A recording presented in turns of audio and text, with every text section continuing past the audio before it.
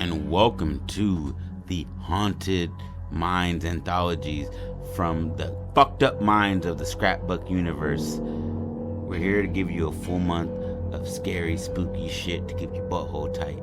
Stay with us, and we are gonna try to terrify you. And welcome back to the scrapbook Haunted Minds Anthologies. This is your boy Pat. This is your boy Jody. Hello. And we're here to give you a little something spooky, hopefully. So what we're going with today is a story about a man, or what we perceive as a man in the beginning, at a circus in New York in 1865. It's a freak show, essentially. And it starts, in my head, the story starts with the ringmaster calling people in for all of the freak shows, seventh wonder of the world, fifth wonder of the world. And you get the woman with the beard, you get the dude that can take a bowling ball to the tummy. Yeah. You feel me, Homer Simpson. You get all of these Cannonball, by the way. Cannonball, yeah. Sorry. And Cuz lived long. Yeah. That's what was crazy. And then you get the smallest person, you get the tallest person in the world, and all you hear is, "Come one, come all, yes, to see the ninth wonder of the world. Let it amaze you, let it astound you." The beast from Europe, or the Yeah. Exactly, bro. Some say he's human, some say he's beast, but see for yourself who you see before your eyes. And some woman walks past with her husband, and she's like, "Do you want to see a beast?" He's like, "It's not real, honey." He's like, "I can bet you a ticket it is." Ah, yes. And those like, are the couple that walk into the viewing. They take that bet, and he's just like, anybody else will take me up on my word. And then the line starts to form. You get a few people, like, and because it's that machismo of men in that time to be like, nothing's going to scare me. I work in the mines. Yep. I see death all the time. We keep a parakeet just to make sure it dies before we do. Yep. And so they lead this couple in, and it's a semi-full room, but it's dark. Real dim, candlelit. Real dim. I'd say maybe a 30-seater. Mm-hmm. You feel me? Yeah. This is a comedy store, but for freaks. Yep. You know what I mean? So it opens up around a stage, but nobody's behind him. He comes out from there. And you see a chair sitting there, you know, and there's nobody on it yet. And the ringmaster comes in and he's like, "Thank you, everybody, for joining us. Thank you. Now open your mind to horrors and to... suspend belief and believe in what you see and hear." And people are just like people are like murmuring and shit, and he's just like, "There is a beast from Europe that has made it to our shores, and he is here to tell you his tale. Now please, I remind you, don't look this creature in the eye." And then, you know, you hear guys going, right, and do not say a word out of turn. Yeah. "For I cannot contain the beast that is behind this curtain." And all the while, you hear violin playing the entire time.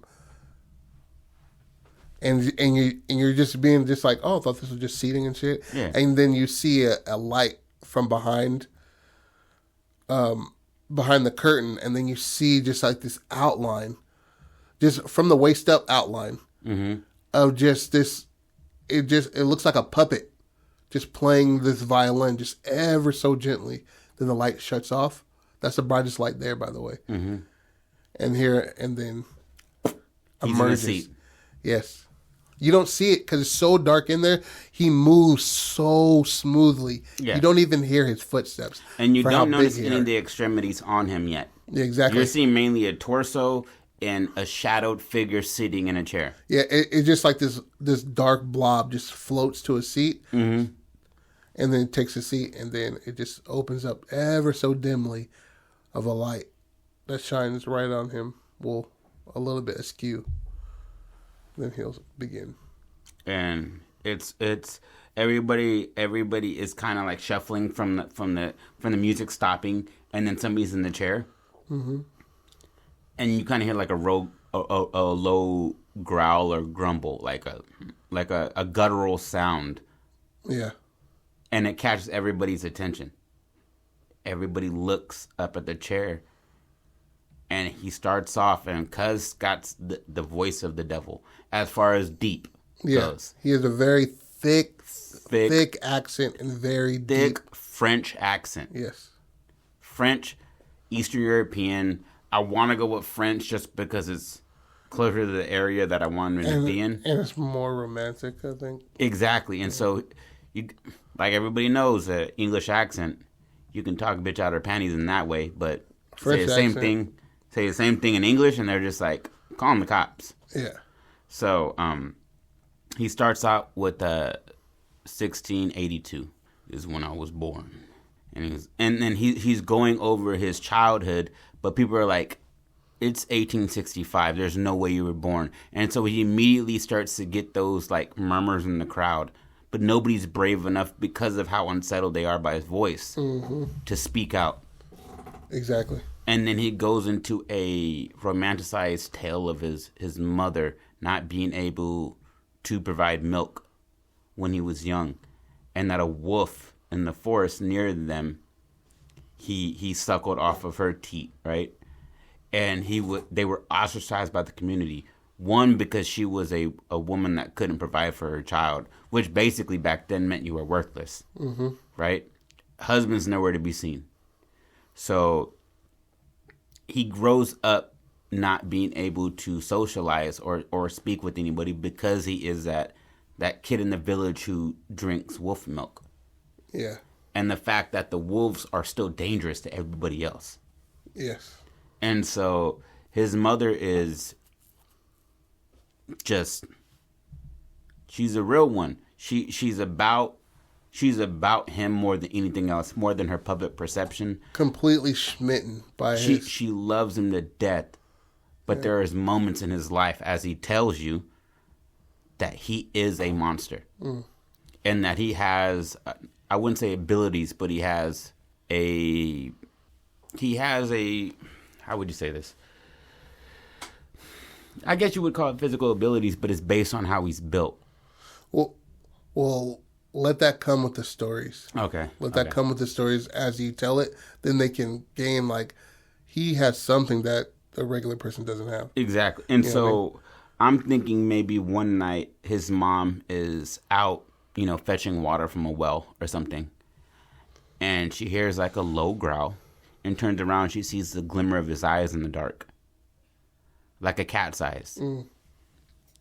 And she's like, Francis. And he the eyes move like he's floating. And he comes out of the dark and he's like 4 years old. And she's like, were you? And in the back of her mind, she realizes this is not something I can show the city. Yeah. Once they find out that he had, like, anybody in the dark knows humans don't have their reflective shit like cats. But even back then, they just perceived that as you being a demon. And until him, they didn't have stories like this. Yeah. And so I would believe that as he's telling this story, the women in the crowd become a little bit, I wouldn't say smitten yet, but I would say they start to feel sorry for him. They start to feel sorry, and they're like, he loved his mother so much. He loved his mother, and she loved him so much. And the dudes are like, come on, he's 200 years old? You're telling me he's 200 years old? Yeah. Okay. And how he would describe his father, he liked more liquor than he did our company. Mm-hmm. You know, and so he didn't play a part in the upbringing, and especially once he saw the kid, he was like, "This isn't my kid." Yeah, kind of like the first motherfucker to be like, "Let me see papers. You got a test. This ain't my kid. Look at his legs." And the more like growing up with his mother, he would invite her to go howl at the moon at night, and she didn't. She never joined him, but she'd always give him a kiss before he left. So like she kind of accepted who he was, but she wouldn't indulge in it because that's not her. Okay, but she does love him though. Father is kind of testy about it and completely withdraws at a certain point. Yeah, completely. When he's scared, the father is scared of the boy at a certain point. And that goes the day like in which he raised his hand to his mother. And yeah. That's what I was thinking. His dad raised his hand to his mother, and Francis stopped that completely. Like, he doesn't tell his height. He doesn't tell, but he grabbed his dad's arm and looked him right in his eyes and warned him, if you ever put your hands on my mother again, I will eat your heart. And okay. And so, yeah, I like that. But, ooh, that's good. Okay, and so at this point, the father leaves the house. Completely, like, leaves in some sort of fashion that's just like, he left with the next door neighbor or my mom's sister or some shit like that. Just to drive in the, this can't be true type of thing. You know what I mean? He completely left for another family. You know what I mean? I never. He was always cheating. Yeah. He was always cheating. So he's just like, I'll just go with this family. Doesn't have a fucking like dumb kid that is a freak. He's a fucking freak, and he's hearing this word vomit from his father because he's always drinking, coming home, being like, you know, he plays in the dark. He howls at the moon. What do we look like to this town? What do we look like? Why do you show him love? He isn't one of us. Do you think what he does at night we don't hear? And he's going out at night doing werewolf shit, dog. He's going out chasing things. Sometimes just running. Yeah. Just for miles and miles. And coming home with scratches because he's been running through the woods at full speed. Mm-hmm. He never wears shoes. Yep. And so his father is trying to understand him, but he's kind of scared of him. But like most things in human nature, when you're scared of it, you show it aggression. Exactly. I got to bow up on you before you bow up on me because I'm scared of you. Yeah. The night when he goes to hit his wife, he's like, yo, I will eat your fucking heart. Because, like, I believe you. Francis says to his dad. Yep. I will eat your fucking heart. He leaves. Right after that is, I believe, when he starts to realize that he is set apart from the group and that his mother can only do so much for him. Yeah, absolutely. And also... And not like he's, like, distancing himself from his mom, but more like, I know what this brings with it because I just lost my father. Like, I already lost him. He wasn't very present anyways. But if a man that can, you know, be half of why I'm here can walk away once he sees the animal in me, what is everybody else going to do when they see it? Yeah. And his mom tried to pacify him with stories of why he's so big or why he's so this or that. He's like, honey, you don't ever wear your shoes. That's why they grow so big. And you go without a shirt and your breeches. That's why you've grown so tall. You have nothing to contain you, and your heart is so big. It's so big. And that's why you are the way you are, honey. Yeah.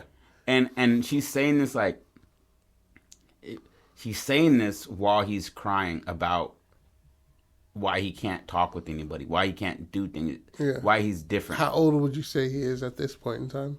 11. Okay. I like that. Like before puberty, but like people are taking it as puberty. But he's the size of damn near a full-grown man. Yeah. At 11. That's very odd. Exactly. He looked his dad square in the eye. Not look up, not look down, but and right in his eyes. Proportionately, I would say his limbs are longer than they should be. Like his arms hang around maybe like his kneecaps, a little bit lower than his kneecaps. And his hands are the size of a fucking grown-ass man at 11. His feet are kind of distended. And he doesn't like to sleep because of the pain. Yeah, so he just the pain stays of out. Growth. And the cool air relaxes his body. Mm-hmm. That's why he likes sleeping outside more than anything. And so like at the age of 13 is when his mom dies. Mm-hmm. And she dies of I want to say natural causes. Nothing crazy. You know what I mean? Something she couldn't control herself. And he finds gangrene or something, you know what I mean? Yeah, like a cough. You know what I mean? In the 1600s. You sneeze in the 1600s, you were dead. And he takes that and he's completely lost as to where he goes. And she's left him with a few things. And that's why he's so into poetry, is that she was into that. She would read him sonnets. So she read him sonnets. He shakes. Shakespeare was in the 1500s, right? 1400, something like that. I believe so. All right, so he's reading Shakespeare.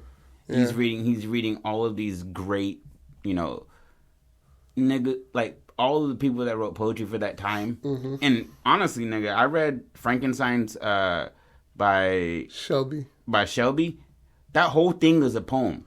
Yeah, it's completely dense, and he understands everything. The way they fucking wrote back then, it was all a poem. Yeah, Edgar Allan Poe, that shit is just you could talk a bitch right out her britches by just reading or speaking the way that they speak. Yeah. It was crazy good. So that's what he leans on when he leaves. And that's his last piece to reality. And that's why he can woo women even with his physical presence. Yeah, because his mom taught him how to read and write. Because she knew how to read. Back then, it was just like you're a woman, you know how to read type of thing. Mm-hmm. And she taught him to understand words, not just say them. And that's why his presence that he has today is because what he says, he knows. Exactly. And it's not just mimicry. Yep. Like, he's not just mimicking what he's heard. He's making his own things. Mm-hmm. So soon after he leaves his home, he's found outside of the library. How about when his mom passes, he goes through a short period where he goes back to the wolf. I like that. And he's just running with the wolf, and that gives him that sense of mother again. Yeah. Okay. And so there could be like a clip of it where he's like sitting there way bigger. He's way bigger in the clothes than he should be. They don't fit him. They're not tailor made for him. Mm-hmm. So he has 4 inches after his cuffling. He's got 4 inches before his feet, and you see him sitting on like a rock while you see a wolf in the background running around, and he's reading. He's like, hands are over a book, and he's reading the book. Yeah. And he's in the darkness of the moonlight, and you just see his eyes glimmering as he's like reading the book, following the words and shit. Yeah, everywhere. Yeah. And you can see that, and so it gives you that sense that his mother is still with him because the book is there, but now he's with this other mother who is the beast. You know exactly. And then I'd say he kills a few people. Yeah. So I want to find him at the library. More and more and shit like that, where he sleeps some days on the winter when it's raining and shit. He sleep in the library, and the librarian's cool with that. The librarian's okay with that. She's a little off put by his size. He is growing into something that like he doesn't fit none of his clothes anymore. Yeah, but she sees that he needs something, and that he's not crazy. Yeah, he's a very intelligent man. Exactly, and he's found himself. How would you think about him like working? I would say he doesn't work because he goes to eating shit he can catch. After being with his mother wolf, yeah, maybe he starts eating like raw shit that he can catch, fish and fucking rabbits. Exactly, and that's what breeds that legend of the monster. And he maybe doesn't commit all of the murders that they think he does. Yeah, but because of the fact that people are like, he's a monster. I saw him eating fish directly out of the fucking river. Yeah, and it was clear some lunatics were out there at the same time, which he explains that some were me, some were not me, but he's vague about it. But he goes in from that, and maybe there's 5 or 6 people that were killed, and he was like, some were me, some were not. And he doesn't tell you who exactly. It was. But that him being at that river catching the fish, that's where he finds his first love. That's outside of his mother, and it was this woman named Lindsay, right? And she was fishing by herself, and was humming to herself. And that caught his ear. And it caught his ear because he started to hum with her. And he didn't want to approach her because he knows... Once you see me, it's a bit to process. And I want to say he's behind the tree. So the river goes like this. And she's at the corner of the river. Okay. Right? He's behind, humming with her. And then she starts to sing. And he starts to sing, and it's like this deep alto. And she just looks and turns, and he dips from behind the tree. He dips behind the tree. His hand is on the side of the tree, and you see it pull back, and the fingers are just like, yo. Yeah, and he's like, stranger, you're going to come out and finish this sonnet with me? And he's just like, I cannot step out from where I am at. I might frighten you. And she's like, I've seen many things in my day, and believe me, a large man does not frighten me.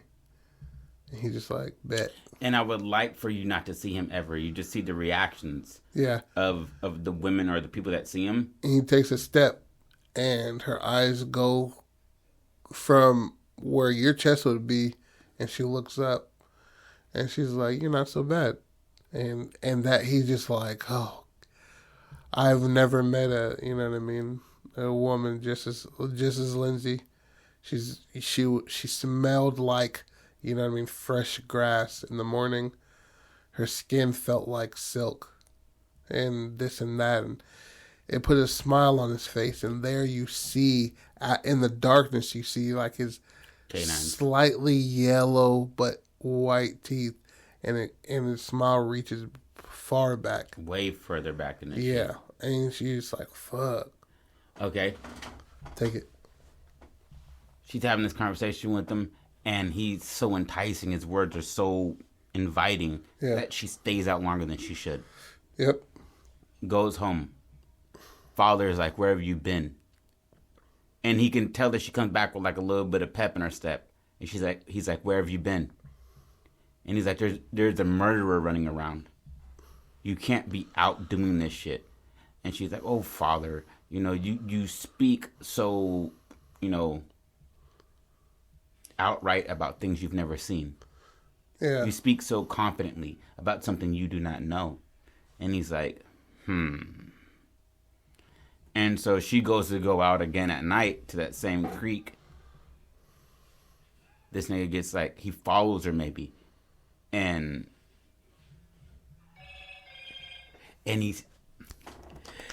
he fucking sees her, and she's calling for him. And you see a glimmer of light behind him, stalking him. And he's like, who is she out here to see? And you just see a flash of teeth and death. And then homeboy steps out, and he's like, maiden, sweet maiden. And he has a little bit of blood on his shit.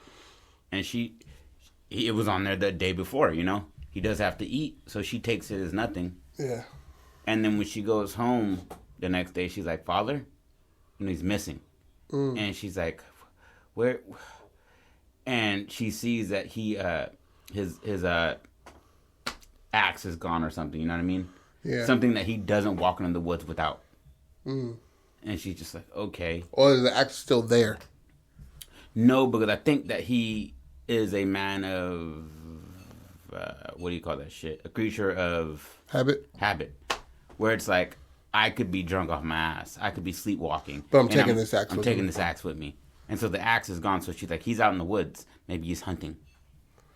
Yeah. And she goes out to look for him, and she finds pieces of him. And a monster has ripped him. Like, this isn't a bear. This isn't a wolf. This is fucking something that deliberately tore him apart. Yeah. And so while she's doing that, it's gotten later in the evening, and you see that same glimmer, and it's him peeking around a tree from a distance, looking at her. And the realization is that like that was the mother wolf that did that to him. Yeah, it wasn't him. But when he goes to speak to her, she's like, "Did you kill my father?" And he was like, "I apologize. I'm not the only beast in these woods. I don't kill unless I need to." And she's like, "Did you kill my father?" And she's like holding like, a broken piece of his fucking axe. And he's like, "No." And he goes to do this, and you see his hands, and she's just like, "Is that my father's blood?" And she's like, "Leave, you beast. Leave. You were everything that they said you were." And she puts all of it on him at that point.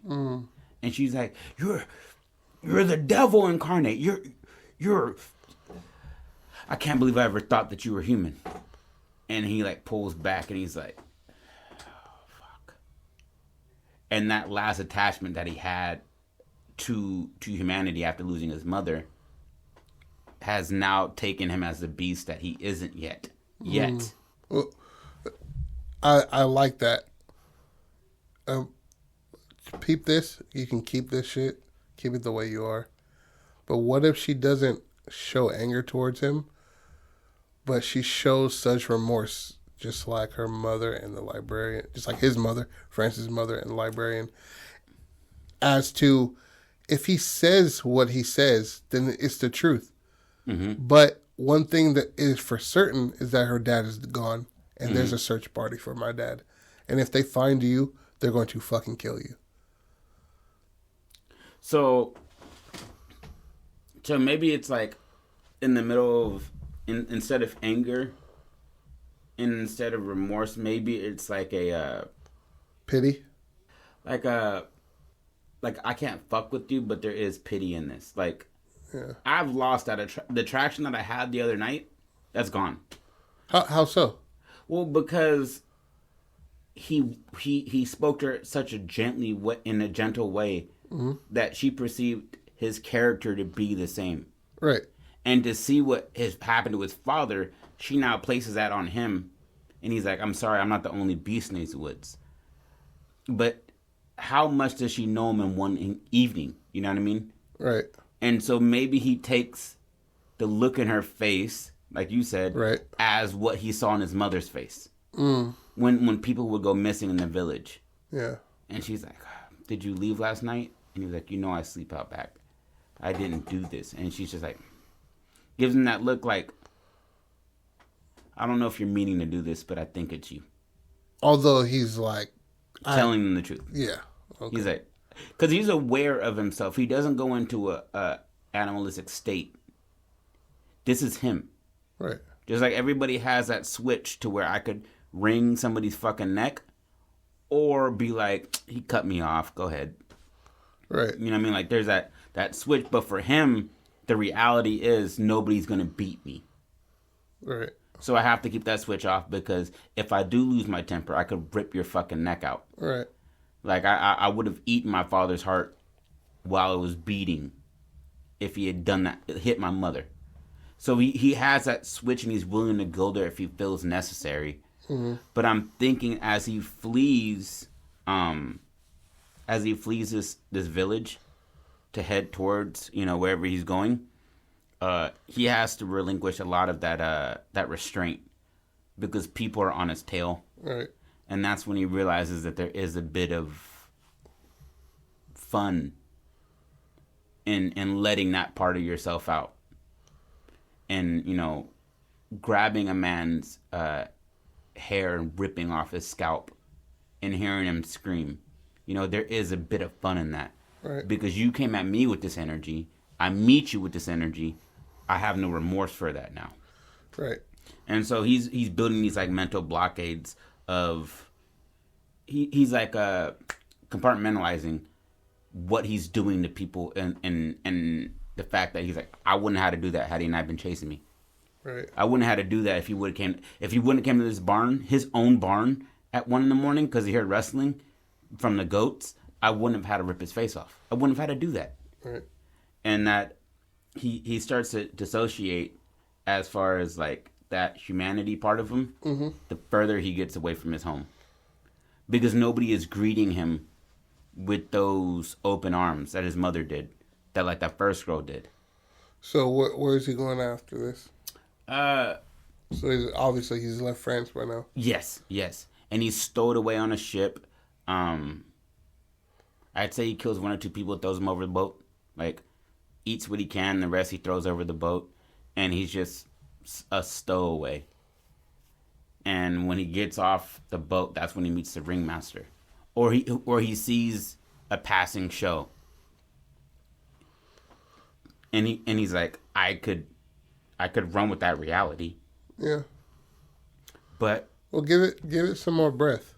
How do you mean? You know what I mean? After the girl, Obviously you have to travel. If you're in France, you would have to go through all the way to fucking Italy or Greece to catch a boat. You know what I mean? And he travels at night because his features are unsettling Yeah. in the daytime. And maybe he's had to kill a farmer or two just based on his livestock is ready, and just in case I don't want to run into a human and they get caught in the crossfire. Mm-hmm. I ate this fucking sheep or something, and I was shot in the back for it. And it shows like little those. I like that idea of the eye glare.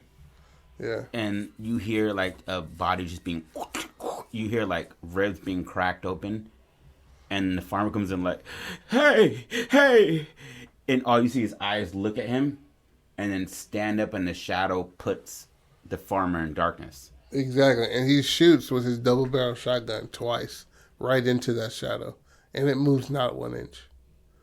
He eats it completely. Mm-hmm. And he was just like the life of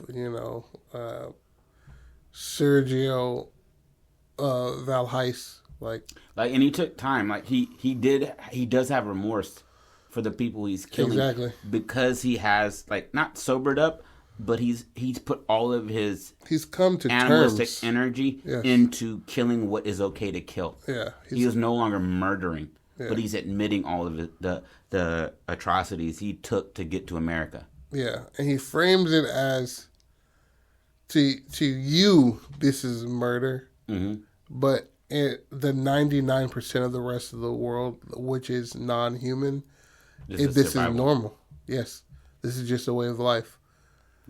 Does a bison not defend himself from the wolf? Exactly. If you do not feed your dog and you die, does it not eat your body? The one that you love so much and that you let sleep on the end of your bed, he will in an instant eat your body if you've gone and if you perish. And like midway through the show, he's talking about it, and I think the women are infatuated with him now because it's the mystery of it all, the voices.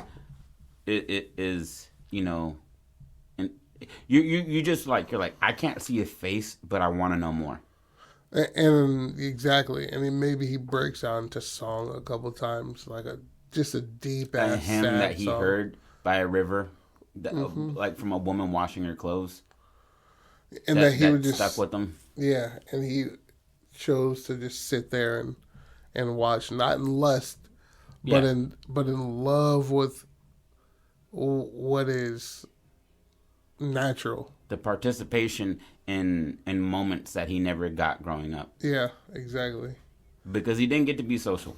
People didn't want to fuck with him. Yeah. Outside of his mother. Outside of that woman he met in the woods. And so he gets to the boat, stows away, kills a few people, gets there. Gets to where? Gets to America. Where in America?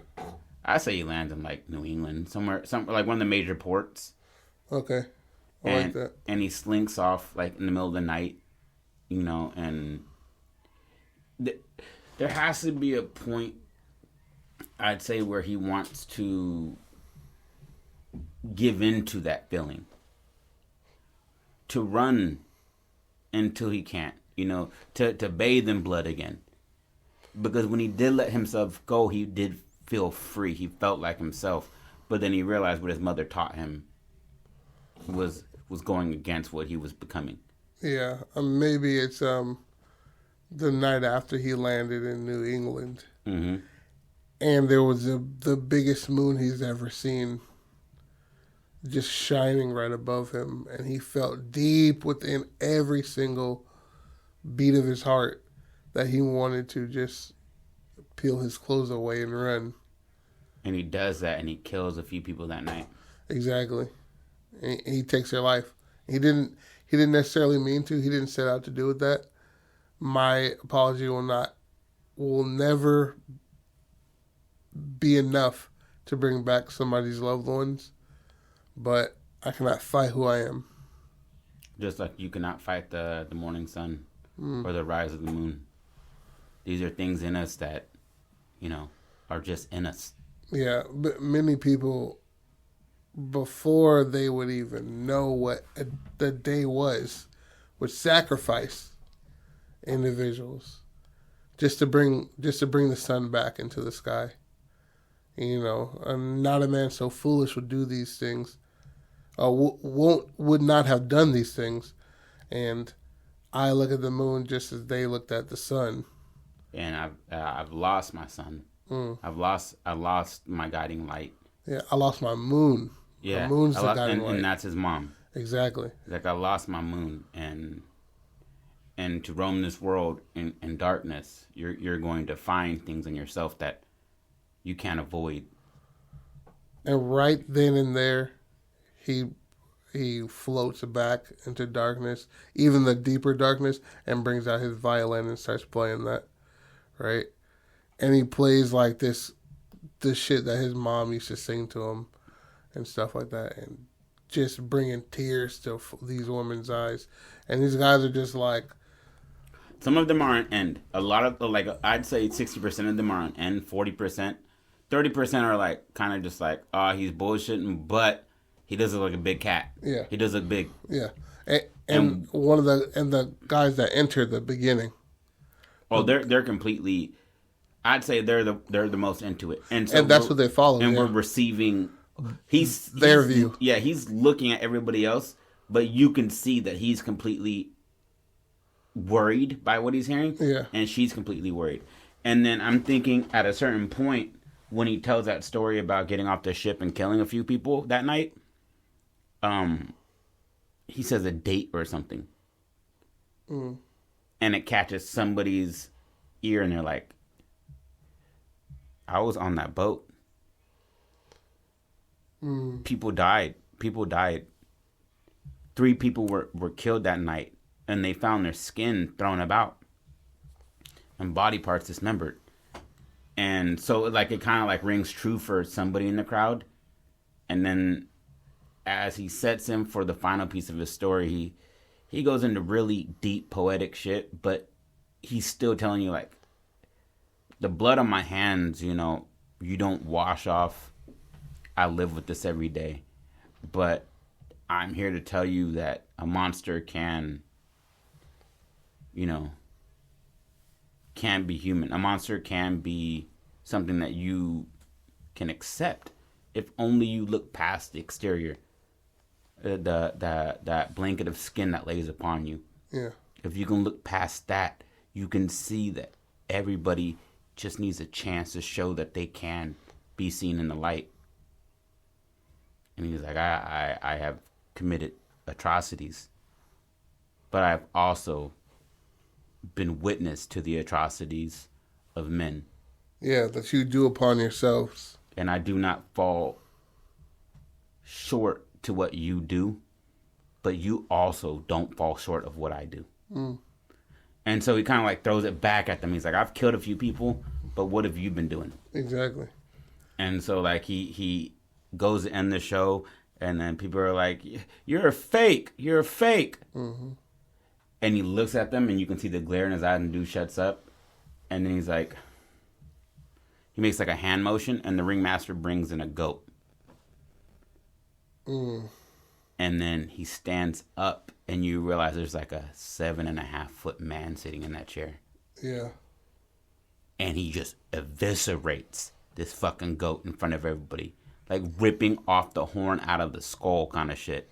Yeah. And in that appearance, when he stands up, he's shown who he really is. His full body. Full body. The suit that has been tailored 7 to 8 times. And you can see the stitching has had to change in the shoulders as he's grown more. The shoulders, his pants stop 8 inches above his ankles. His fingers are fingers damn near the size of a regular fucking palm. Yeah. Like a full length hand. Yeah. And you have those rusty, shitty nails, I've been digging in dirt. Mm-hmm. And you see that hair. He has a real decent sized beard leading into a full chest of hair. He's covered up by a nice shirt, but then the hair peeks out at the cufflinks, and when he stands up, you realize that his heel is almost like a dog at this point. Yeah. And it is fucked like he's up. on his tiptoes. Yes, but he's got a really big foot. Yeah, exactly. And it looks a bit unnatural because of how he moves. He moves like you're stepping on your tippy toes. Mm-hmm. He could step on his whole foot, but it's not as comfortable for him. Yeah. And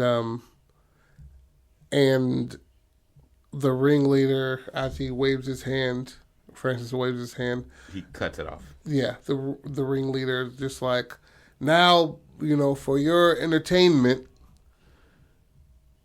here is your proof to what you've heard tonight. And that's when he does it. Exactly, that's when he does it. And then maybe a hat's being passed around for even more money. Mm-hmm. You know what I mean? Because this is all greed. Yeah. You know what I mean? It's getting passed around. People are just dropping dollars in as this goat is just kind of hobbling up there and just like looking in, ignorance and shit like that. It's like, bah. And you see his chest fall and rise and more intensely as the seconds go by. And then once the hat is collected, the ringmaster gives him a nod and he just, like you said, eviscerates his fucking goat before it could get 2 screams out. His jugular's cut, blood. You're just hearing the unlocking of the vertebrae of the back being ripped apart. Exactly. Kind of shit. Yeah. And blood's getting on the first few women, and like the whole this guy was sexy. Spurts. Yeah. It is done for. Yeah. Now everybody's completely terrified, but everybody leaves getting what they paid for. Yeah, and it's completely like you see this and you're like, God damn, this is not. I am not watching this right now. Is this true? Like you can't even believe your own eyes at this, and then the lights shine upon him just a little bit more, so you can see his blood-soaked beard and shit like that, and his stained tuxedo of past blood, and new blood is now on there, and then he takes a bow. And then as he takes a bow, everybody's already like filing out. And like you see a bit of loss in his eyes. That he showed himself his true self again. And when he showed himself, people ran. You can take the story. You can hear the story. I can tell you I killed you 27 people on the way here. But when you see me be myself, that's what makes you run. And so it's like that. He knows this is a part of his job. This is the only way he can keep doing what he's doing and not be like persecuted for it. I'm just a circus freak. Yeah. But there is that like bit of like, I had all these people in my hand and they felt something for me. And then when I showed myself, they ran like everybody has and everybody will. Yeah. How does it end? Like that? They leave out and then the ringmaster comes up to him and he's just like, Francis, incredible job. Here's your cut. And just walks away.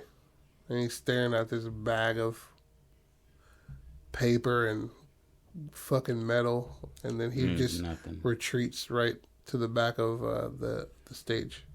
And then that's it. That's all you see. You see him like hunched down in the darkness and in the glare of the eyes.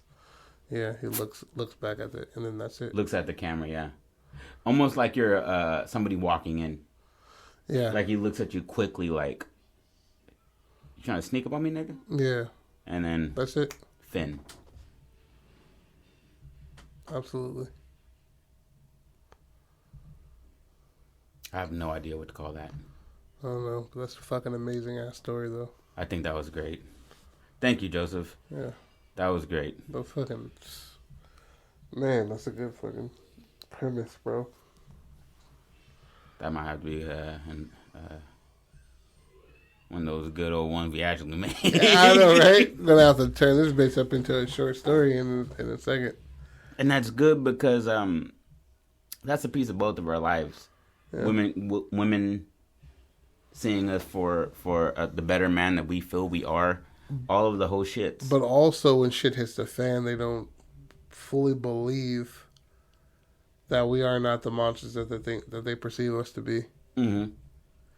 And I'm telling you, I did not do this thing, but you going on about it like it's fact, and you have no facts. And I know how I look, and I know what I've done. Yeah.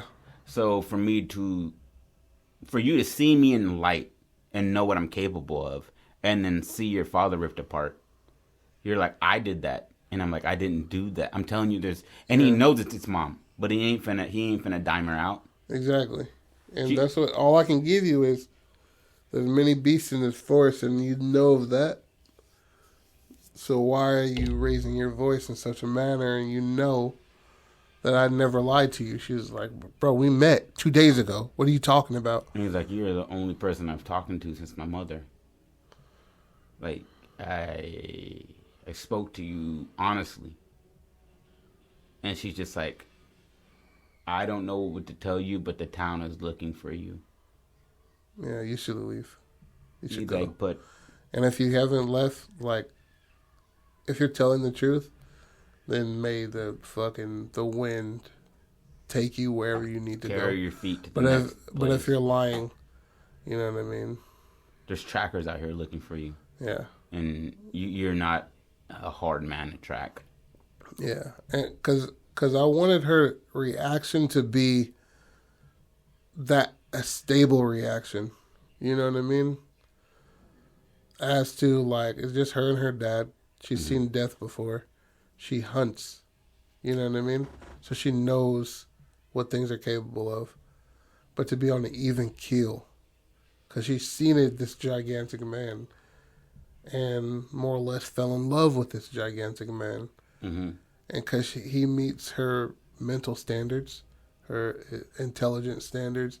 He can sing. He can complete my poems that you know what I mean? These sonnets that I know. Mm-hmm. And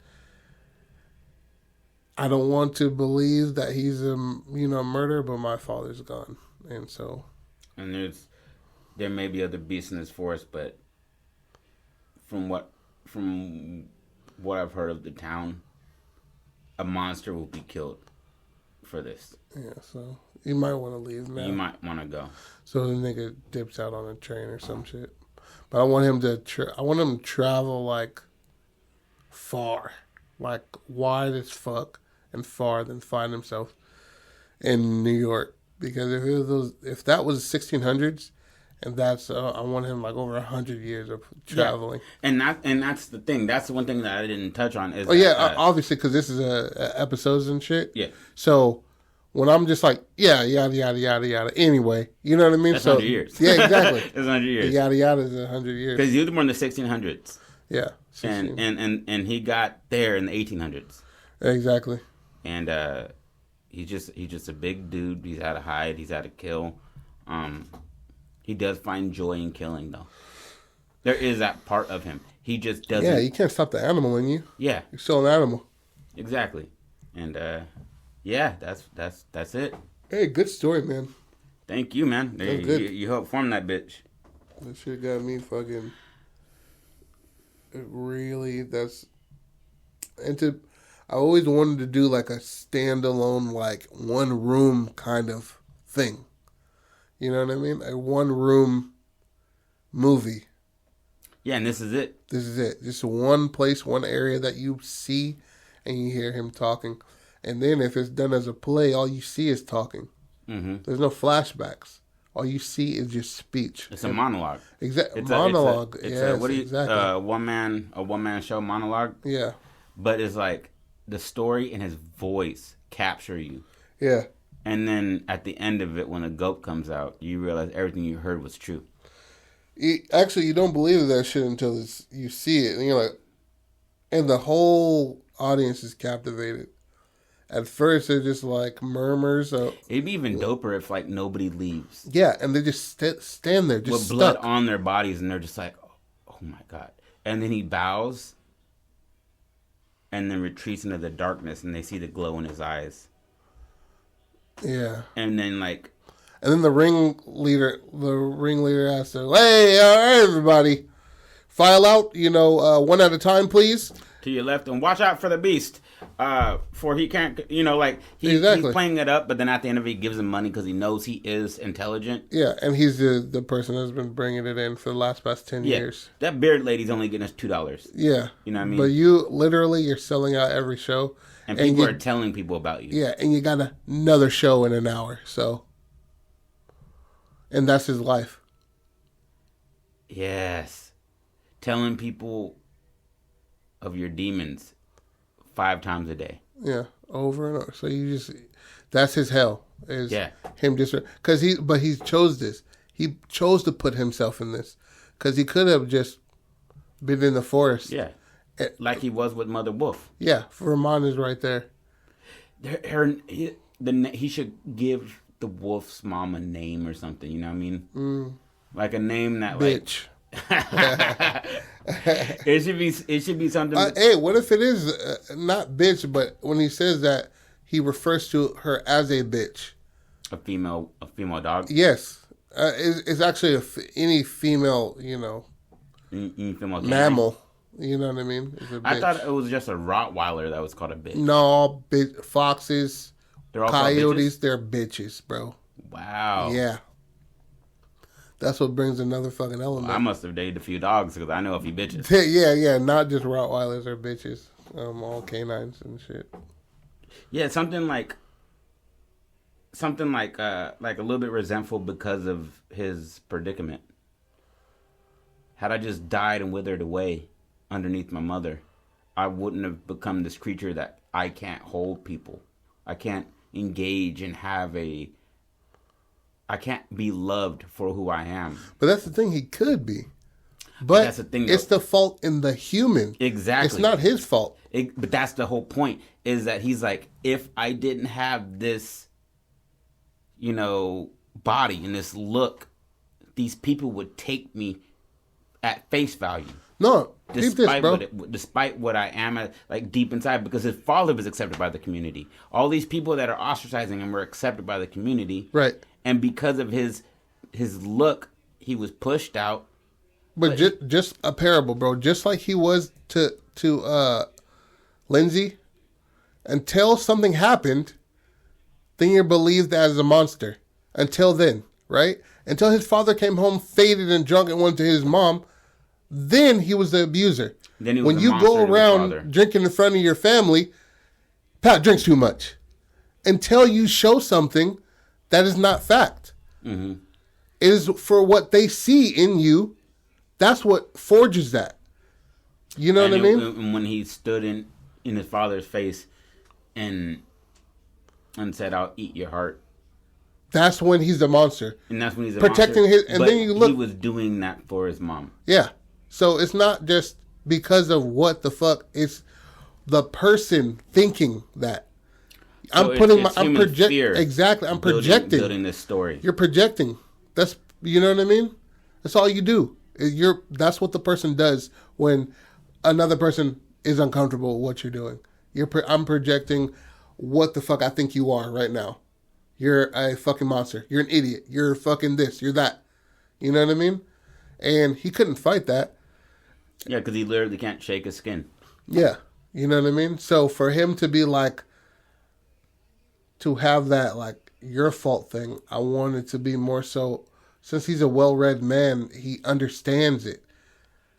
It's the plight of the human condition to be fearful and project your own insecurities onto the next man. So he more so fear what we don't understand. Exactly. So he more so blames a simple mind for where he is at, not where the fuck. You know what I mean? It's a simple mind that got me where I am. Because there are many people that can go to war and kill more bodies than I have ever dreamed of. And then come back a hero. Yeah. You know what I mean? And I did nothing but keep myself breathing. Yeah. And it's what your feeble minds bring to this shit. You conjure as to monsters. Understanding. You conjure monsters in your brain. Literally, in the Bible, you've conjured all of this. You've made all of this up. But for me to stand before you, you do not believe? Insane. Pure insanity. Man, we gonna do this. Matthew McConaughey, holla at a nigga. You're stupid. All right, baby, close it out, baby. That's a good fucking. Hey, we spread this bitch out to an hour too. All right. Thank you guys for joining us on the Haunted Minds Anthology. Pat's joint. We got Joe's coming up. I know which one it is coming. And whoo, keep the butthole tight. You feel me? Again, thank you guys for joining us. Like and share. Send it around the world. Tell your friends about it. You got any ideas that you guys want us to throw out this month? You get us with the email before the month ends. We will try to make it for you. Yeah, at the scrapbook. Sorry, not at the scrapbook. The scrapbookpodcast at gmail.com. Yes, sir. Just send us anything. There's a lot of times that I come to Joe with one simple thing, and we fucking figure it out within the evening. So send us some shit, put your name on it, so we can give you some credit, and shout you out. But thank you guys for joining us. We got some heat for y'all. 2 drops coming out on Mondays and motherfucking Thursdays. Yeah. Yes, sir. 1 or 2. 1 or 2, depending on, how much fire we got. But some of these might be longer. Some of these might be like an hour long. Some of these might be 30 minutes long. So, it's an anthology. Stick it with us. And thank you for joining us. Keep it spooky. Let's get it. Don't stop being creative. We love you. Deuces.